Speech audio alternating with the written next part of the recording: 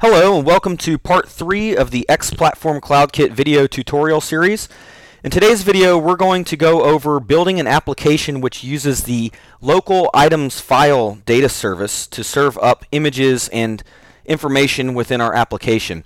This is a really cool way to add custom information that's not coming from, say, a pre-canned YouTube playlist or RSS data source. So it's really cool because you get full control here, and it's also served up locally from your application, so it doesn't require the Azure Mobile Services data service in order to get the custom data in there. So to start off, just like any other project that we're going to do with XPlatformCloudKit, you'll want to head over to the GitHub page for the project at github.com/winappkits/XPlatformCloudKit and go ahead and download the zip. I'm going to save this one over to my desktop, and we'll just wait for that to complete. And once that's finished downloading, you're going to want to right-click the file, select Properties, and it may say Unblocked. There we go. Yeah, it says Unblock, and hit Apply. Then we're going to extract this. The particular application we're going to make today is going to be a collection of Microsoft game consoles. So I'll put MS Gaming as the folder to extract to. And we'll just wait for that to complete. We're going to navigate inside the extracted folder to the XPlatformCloudKit folder and head down to the XPlatformCloudKit solution. We're going to double click that. It should launch in Visual Studio.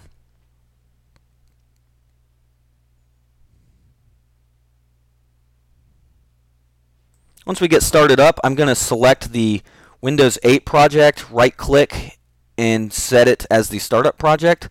This means we'll be deploying all of our changes to the Windows 8 machine. It's a lot easier for debugging than using the included phone project. I'm going to hit deploy, and let's just make sure that we get the default data that the template comes prepackaged with. So I'm going to hit deploy, and we'll see starts to begin loading items.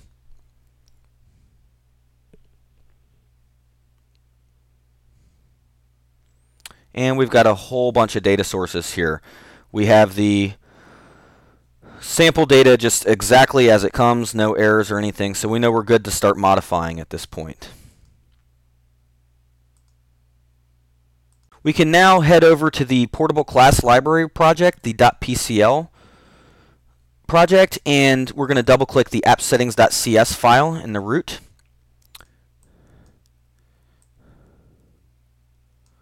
And I'm going to change this application to have a name of Microsoft Gaming. I'm going to leave the cache interval at 60 minutes. This will cache our data for 1 hour before it makes a new request. Since we're going to be showcasing the local file service, I'm actually going to disable the Azure Mobile Service by setting the Enable Azure Mobile Service variable to false. And under local items file, we're going to make sure that that's set to true, and under RSS service I'm going to disable that as well. So we will redeploy the application, and you'll see that I only get things coming from the local data file. So we have like a sample of a pretty big cute looking Shih Tzu here, and we've also got the warning telling us that local items file is enabled. So you may be wondering, how do I edit this local items file? It is created as a linked file and is located or can be found in the root of every project in the XPlatformCloudKit. So you'll see it in the PCL project, the Phone 8 project, and the Win 8 project. And its true location on disk is actually inside the Windows 8 project. So what we're doing is doing file linking here. So it's one file on disk, but it is shared across the 3 projects. I'm going to go ahead and open this up. And you can see here is where we have our data. We have a title property, subtitle, a description, which coincidentally, if you enter HTML in there, will render as though it was in a browser, and an image URL, and then the group name. Now, you can make changes to this data very easily by simply editing it in the XML editor. For example, I just changed the Shih Tzu title to test and the subtitle to test, and we'll go ahead and redeploy the application.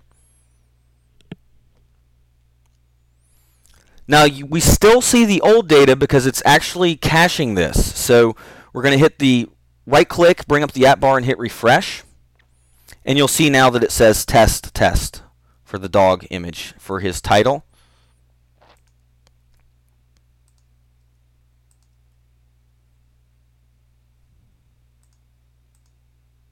Now we can get by editing the XML file here in the XML editor, but it's not really that conducive to pasting in HTML because it won't change our characters to the XML formatted codes. So what I'm going to do is show off an application called XML Notepad. This is a free editor provided by Microsoft, and you can see the link here, download XML Notepad 2007. I'm going to download this, and it's just a simple MSI installer.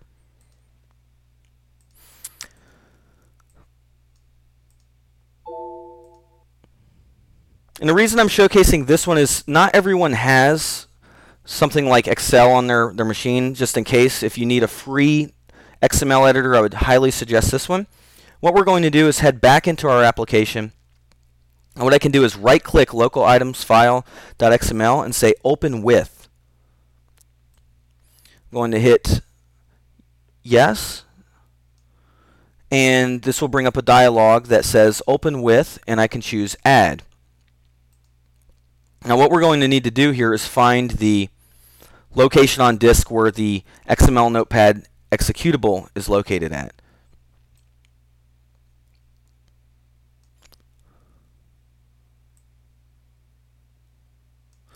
So we'll head over to C, Program Files, x86, then XML Notepad 2007, and select the XML Notepad.exe.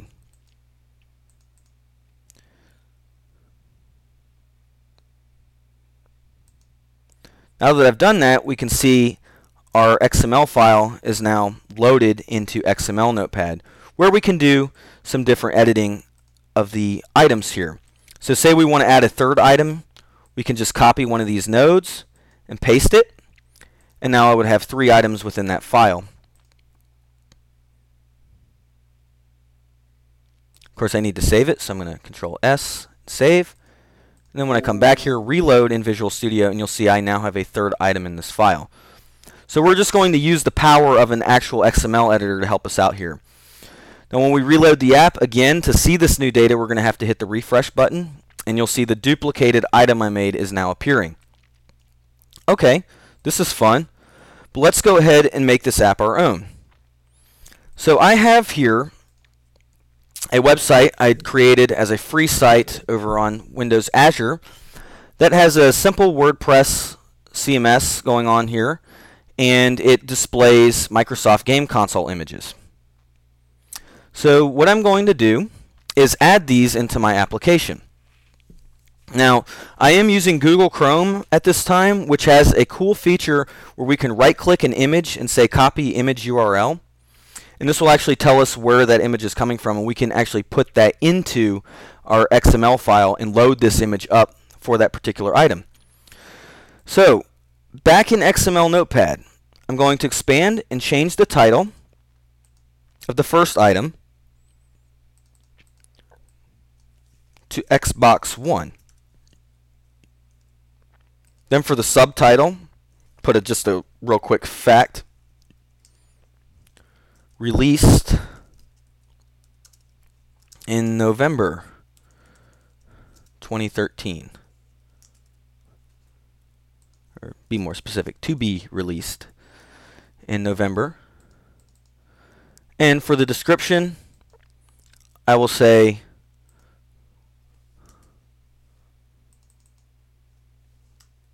whoops. Just delete all of this and say the next generation gaming console from Microsoft. And here in the image field, I'm going to head over to my website and do copy image URL by right-clicking over the image. And then I will paste that value here in the image field. And I'll put this in a group, game consoles is what we'll call it. Now I'm going to make a second item for the Xbox 360.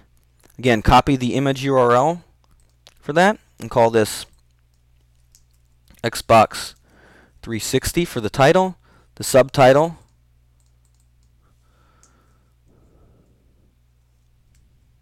the current Microsoft game console offering. For description,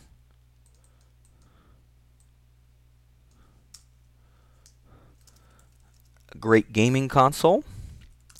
And for my image,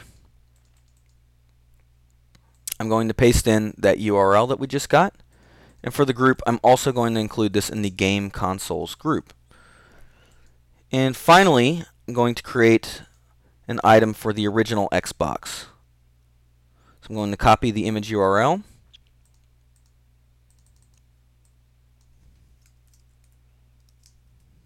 Just call this Xbox.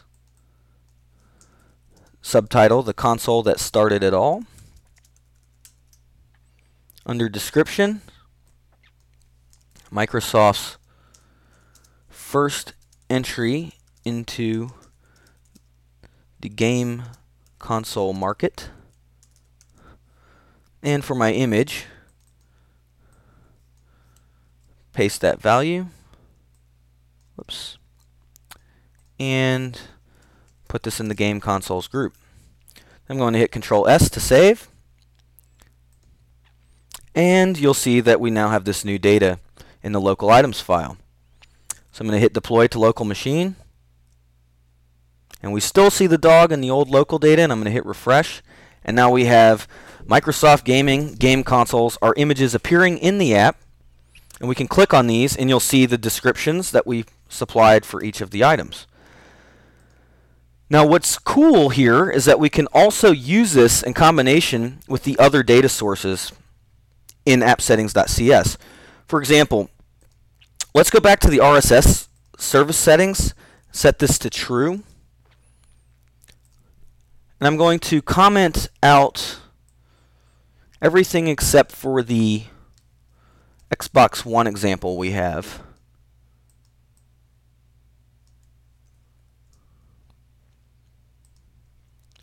And I will put, as the group name, I'm going to modify that to say Xbox One videos.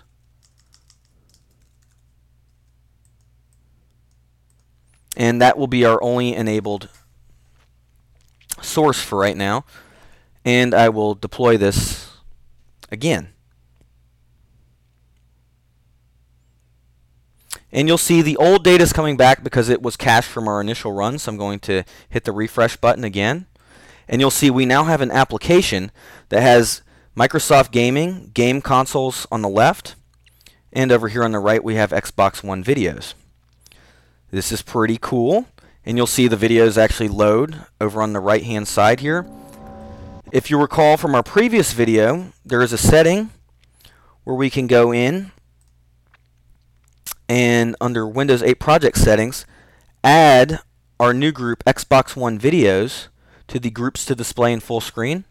Whoops, need to make sure that my code is not currently running. So I'll go ahead and copy this value and add this to the magic string collection, and we'll redeploy the app. Now our videos are loading in full screen, and our game console data is over here loading with the split screen format. Pretty cool. So One last thing I'm going to show off is how to add custom backgrounds, since this is a question I've been getting by a lot of folks. So our app does look pretty cool with the light theme currently enabled. I'm going to head on over to Bing, and we'll click to do an image search, and we'll look for Microsoft Gaming. And you'll see here over on the right there's a drop down that says license. We'll go ahead and say free to share and use. I've got this cool one that says Microsoft Game Studios, Games for Windows Live. Pretty cool backgrounds here that seem to be licensed for use. Or this cool Xbox One background. Again, this app kind of looks like it's a little more generic, so I'll go with something generic and cool. How about the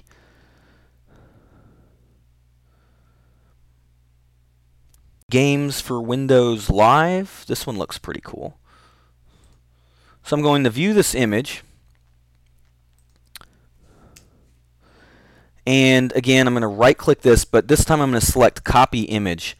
I'm going to open up any photo editing program will work. Everybody has Paint installed, so this will work. Having right clicked and said copy image, I can now paste that image in. And I'm going to save this into our MS Gaming project in the Win8 project folder under the assets.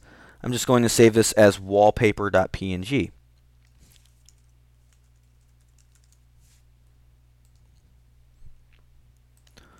Now what I can do is hop back over to the code and open up the Windows 8 project, and the first thing we're going to do is right click on the assets folder and say add existing item.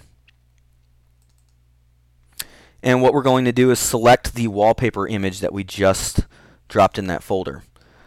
This will add it to our project, and you'll just want to make double sure that it says the build action is set to content and copy to output directory says do not copy, just like all the other images that are inside the assets folder. Now what we're going to do is open up the views. So we have the item showcase view and the items description view. And here we can wait for the designer to load, and when that happens we're going to set this page to use our new wallpaper as the background. So I'm going to start with the item showcase view. And what we'll want to do is scroll down within the XAML until we see the very first grid element, and it'll stick out like a sore thumb because it'll say static resource layout root style next to it. Just click anywhere on there.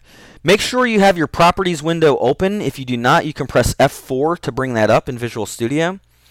And over here you'll see in the properties window we have a brush item that we can expand, and we see that the current brush is set to a solid color of FF1D, 1D, 1D, 1D. What we're going to do is click this particular icon, the one that says tile brush when you hover over it. And when we get here, there's an image source property. We'll click that and select wallpaper. And in the designer, you should see the Games for Windows Live background now appearing in our app. Likewise, for the item description view, we can load this one up and do the exact same thing. Locate the very first grid, click inside there, select the tile brush, and for the image source property, select wallpaper.png. Now let's go ahead and deploy this again to our machine. And now we have our application, and you can see we have the cool background behind it. This will also appear whenever we launch into the items description view. Now a couple things. We may want to change the background of the web browser control that's on the right, and I'll show exactly how to do that. And you'll notice too that we can no longer see our back button or our title for our application. So we're going to go over changing both of those things.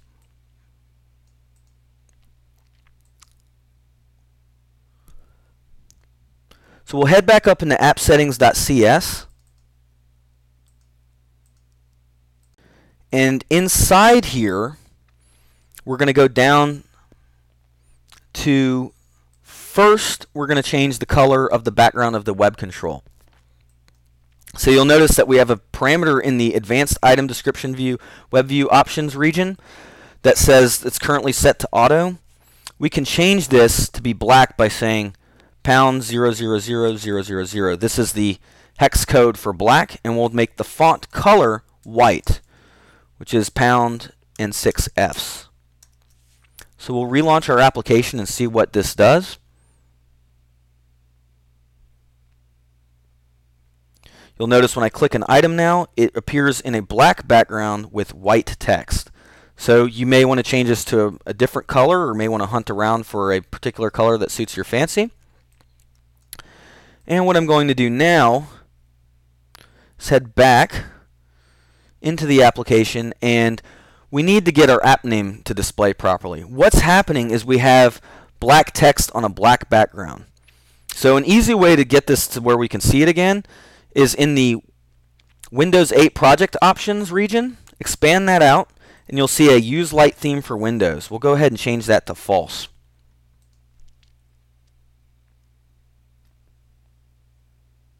Upon doing that, we now have the white text for our application name and our group names. And when we click on an item, since we set the background to black and the text to white explicitly on that web browser control, we still have that there. So pretty cool stuff. You may want to find a background that looks a little nicer than in this current scheme.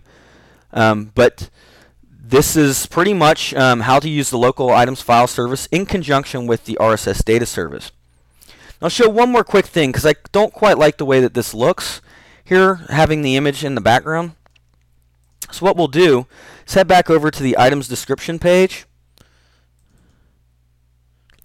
Go right back to that first grid, and we're going to set the brush here for the background. Instead of being a tile brush with an image, let's set it to all the way being black. So drag this all the way to the bottom left corner, and you'll see we get FF and 6 zeros. And let's go ahead and deploy this and see what the app looks like now.